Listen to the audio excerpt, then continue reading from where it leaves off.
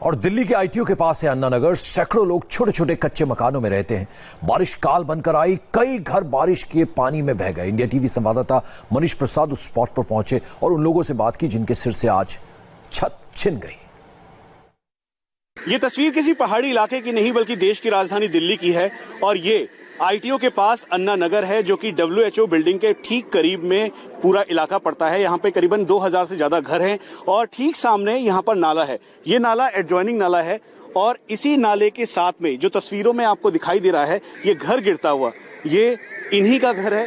और जब तेज बारिश हुई तो सभी लोग घर से बाहर निकल आए थे।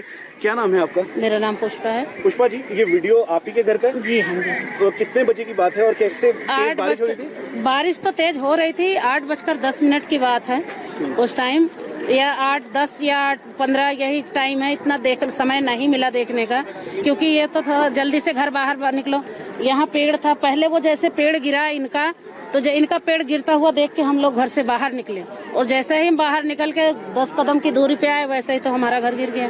आपके घर में कौन कौन से लोग थे? और मेरे घर में हमारे सारे लोग बाहर निकल आए, लेकिन हमारा एक बकरा, बकरी, 2 तोते ये सब दब गए।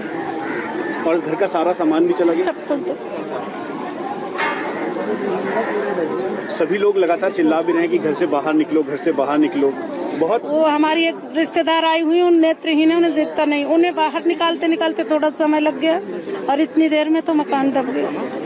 बहुत मुश्किल से घर आदमी बनाता है। अब ऐसे में इस हालात को देखते हुए बहुत सभी लोग आके पूछ रहे होंगे आपसे कितनी दिक्कत हो गई?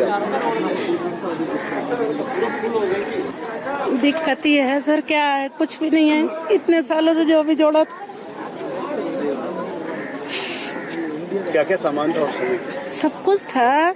29 सालों से जो भी जोड़ा था सब कुछ था घर में।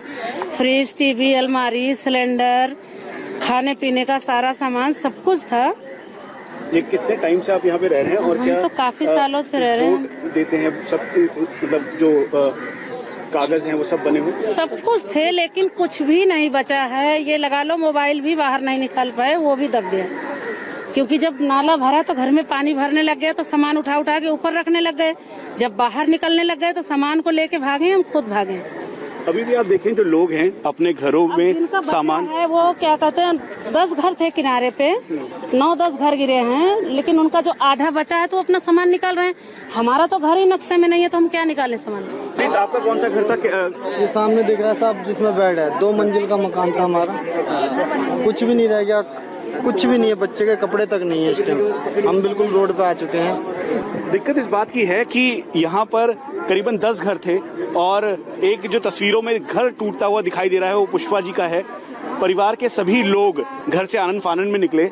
अभी भी जो नाले के साथ में जो एरिया था जहाँ पर कमरा बना हुआ था वो आधा कमरा पूरी तरीके से ढह चुका है। बेड बाहर की तरफ दिखाई दे रहा है और ये भी कहा गया कि जो इस समय के हालात हैं उसको देखते हुए ये भी कहा गया कि ये आप वैध तौर पर रह रहे थे, आप यहाँ पर कब से रह रहे हैं? साहब मैं जब से पैदा हुआ हूँ यहीं रह रहे हैं। आपका वोटर ID कार्ड, सब कुछ है, सब कुछ है, सब कुछ था, सब नाले में बह गया जी। इस टाइम कुछ नहीं बचा हम पे। इस टाइम हमारे पास सब कुछ है, सारी ID थी, जितना भी ID है सब कुछ थी। आज मैं 30 साल का हूँ, मैं यहीं पैदा हुआ।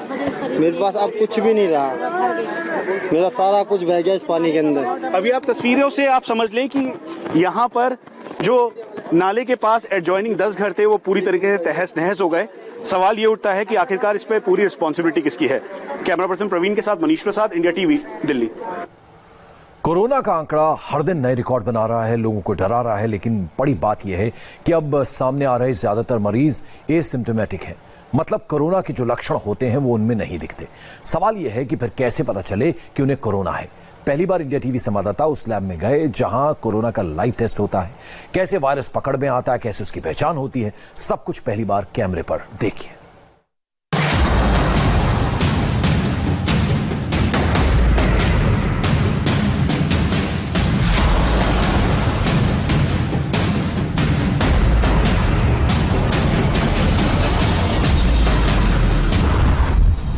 वो लैब जहां कोरोना वायरस के खिलाफ सबसे बड़ी जंग चल रही है। वो लैब जहां कोरोना वायरस को डिटेक्ट किया जाता है, ढूंढकर निकाला जाता है। वो लैब जहां कोरोना के संदिग्ध मरीज का स्वैब लेकर फिर कोरोना का टेस्ट किया जाता है। उस लैब से पहली बार इंडिया टीवी की एक्सक्लूसिव रिपोर्ट। हम मौजूद हैं एसआरएल डायग्नोस्टिक्स में गोरेगांव में, और यहां पर जो कोरोना की जांच होती है, कोरोना के स्वैब की जांच होती है, वो करवाई जाती है। स्वैब की जांच से लेकर जो रिपोर्ट है उसकी पूरी प्रोसेस आज हम आपको सीधे कोरोना लैब से बताएंगे। कोरोना के किसी भी संदिग्ध मरीज से सबसे पहले आईसीएमआर गाइडलाइंस का फॉर्म भरवाया जाता है, रजिस्ट्रेशन होता है, फिर स्वैब कलेक्ट किया जाता है।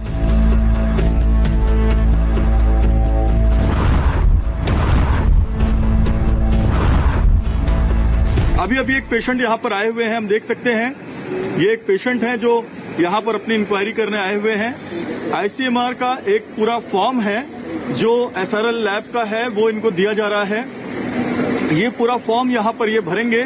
फेस मास्क निकाला गया है और इस किट के जरिए इनका जो सैंपल है वो लिया जा रहा है। तो ये जो सैंपल है, इसको जो स्वैब है, वो स्वैब लेके हम वो वीटीएम, आप देखिए वीटीएम मतलब वायरल ट्रांसपोर्ट मीडिया, उसके अंदर हम डालते हैं।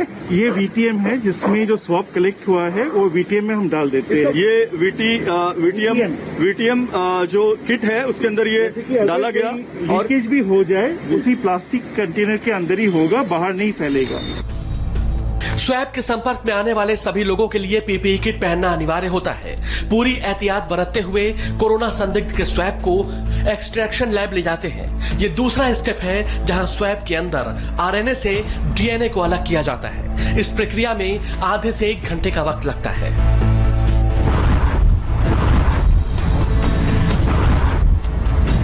तो यहाँ पर एक टीम आई, हम देख सकते हैं, जिन्होंने ये स्वैब अपने हाथ में ले लिया है। हम इनसे बात करने की कोशिश करते हैं। मैम, आप ये बताएं कि डॉक्टर साहब आपने बताया कि ये आगे का प्रोसेस क्या है? तो अभी हम इस टीम को, फर्स्ट टीम को हमने दे दिया। ये जो सैंपल है ये लेके अभी अंदर प्रोसेसिंग करेंगे। इसमें से जो है हमने जो पहले बताया कि इसका एक्सट्रैक्शन करके तब आरएनए को डीएनए कन्वर्ट करके जो डीएनए है उसको हम आगे करेंगे। बाकी ये बताएंगे। डॉक्टर साहब, आप बताएं कि अंदर क्या होता है, ये स्वैब आप अंदर कैसे ले जाते हैं? मैं ये swab sample negative pressure area से थ्रू लेके जाती हूँ पीएसएल में, एंड देन मैं उसको आरएनए एक्सट्रैक्ट करती हूँ ऑटोमेशन प्रोसेस से। So I will go from here in the negative area. इसके बाद कोरोना संदिग्धों के स्वैब एक्सट्रैक्शन सैंपल्स को एक बकेट में रखकर मेन लैब ले जाते हैं। यह कोरोना की जांच का तीसरा स्टेप है, जिसमें सैंपल्स को मास्टर मिक्स रूम में ले जाया जाता है, जहां 90 से ज्यादा कोरोना संदिग्धों के सैंपल में रीएजेंट यानी केमिकल मिलाकर बॉक्स को सील कर दिया जाता है। इस काम में 1 घंटे का वक्त लगता है।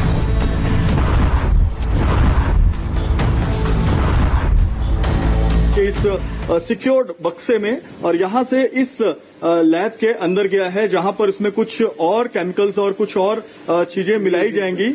इसको मिलाए जाने के बाद दोबारा ये सैंपल जो है वो इस टीम को दिया जाएगा जिन्होंने एक्सट्रैक्टेड स्वैब को यहां पर लाया था। फिर ये चौथे लैब में जाएंगे और ये देखिए, इसमें मिक्सिंग चल रही है। जी बिल्कुल, साफ तौर पर हम देख सकते हैं जो स्वैब एक्सट्रैक्ट किया गया था उसके अंदर रिएजेंट मिक्स किए जा रहे हैं, मास्टर मिक्सिंग की जा रही है। उसके बाद आगे का प्रोसेस होगा। तो इसमें एक सा वेल होता है, ठीक है ना। वो वेल जो है, उस वेल में एक अलग अलग सैंपल्स आते हैं इसमें, जिसमें हमने वो बाकी मास्टर मिक्स और बाकी रिएजेंट मिक्स किया है, करके इसको पूरा सील कर दिया। हाँ। ये जो है ये अभी जाएगा मशीन के अंदर।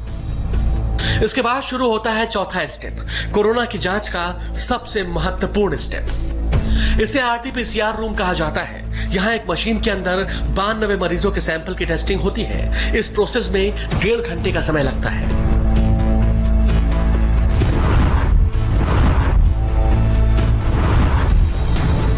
अब हम अंतिम चरण में आए हैं आरटीपीसीआर लैब में। ये आरटीपीसीआर लैब में ये पता चलेगा कि जो स्वैब मरीज की कुछ घंटे पहले ली गई थी, उस स्वैब का नतीजा क्या आया है। वो स्वैब पॉजिटिव आई है या नेगेटिव आई है। तो आरटीपीसीआर लैब के अंदर हम एंट्री कर रहे हैं और ये देखिए, ये लैब के अंदर हम आ गए हैं। डॉक्टर साहब, जो अभी हमने नीचे स्वैब लिया था, रिपोर्ट ली थी, वो रिपोर्ट है जी, आप बताएं डॉक्टर साहब। ये जो है ये RT-PCR मशीन है जिसके अंदर हम वो वेल्स लगा दिया है इसमें, जहाँ पे वो सैंपल जो नीचे हमने एक्सट्रैक्ट किए थे वो लेके आए हैं। अभी इसको लोड कर रहे हैं, ये लोड हो गया, अभी रिएक्शन शुरू हो जाएगा। ये जो रिएक्शन शुरू होगा वो इस कंप्यूटर के ऊपर, इस लैपटॉप के ऊपर नजर आएगा। हाँ, अल्टीमेटली जो है कि रिजल्ट जो है इसमें दिखेगा कि कैसे है। यहां रखे हुए कंप्यूटर पर कोरोना संदिग्ध की रिपोर्ट आ जाती है। इसके बाद 5वें स्टेप में डेटा एंट्री होती है।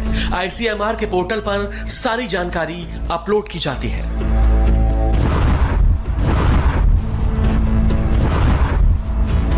हम अब अपने आखिरी चरण में आ गए हैं। ये डेटा एंट्री वार्ड है और डेटा एंट्री वार्ड का क्या विशेषता है ये हम आपको बताते हैं। डैशबोर्ड पर ये पूरी एंट्री की गई है। इस डैशबोर्ड पर जो एंट्री है डॉक्टर साहब, total numbers of sample tested, और ये पूरा जो डेटा एंट्री है, ये डेटा एंट्री कहाँ पर भेजते हैं हम लोग सर? ये जाता है ICMR में जाता है और ICMR से वो MCGM जो एपिड सेल है, BMC एपिड सेल जो है, जो पूरा कोविड ऑपरेशंस जो कंट्रोल करते हैं बॉम्बे में, उनके पास डेटा चले जाता है।